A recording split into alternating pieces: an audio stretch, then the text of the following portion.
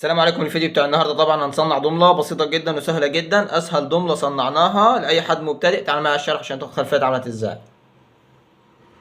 بس فكل اللي هنحتاجوه في الضمله دي خلطه البوليستر، انا مخلطها وجاهزه وحاطط لها اللون. طبعا دي الاسطمبه دي لاجل الفيديوهات فقط لا غير، وده كسر الماس ازرق. طبعا هاخد حاجه بسيطه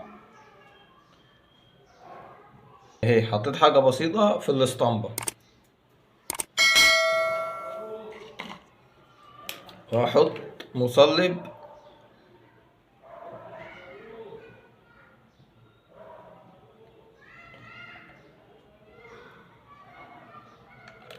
حاجة بسيطة طبعا تاني، وهديها تقليبة كويسة.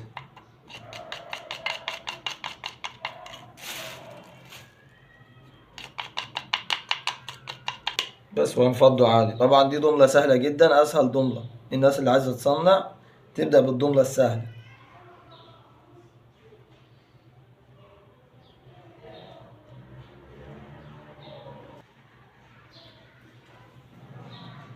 بس بعد ما مليناها طبعا هنسيبوها تنشف ربع ساعة تنشف، وبعد كده نيجي نطلعوها. يا جماعة بعد ما نشفت طبعا اهي، بس بعد ما نشفت هنطلعها طبعا بطريقة سهلة. طبعا هي منظرها تحفة، اللمعة بتاعتها حاجة جميلة. طبعا وش وظهر لمعة ممتازة.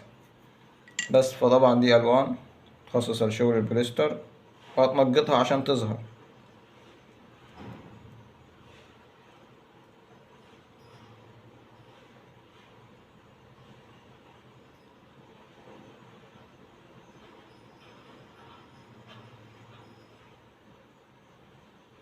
بس طبعا اهي، طبعا انا اختصرت في التنقيط عشان الوقت مش اكتر، لان التنقيط سهل جدا.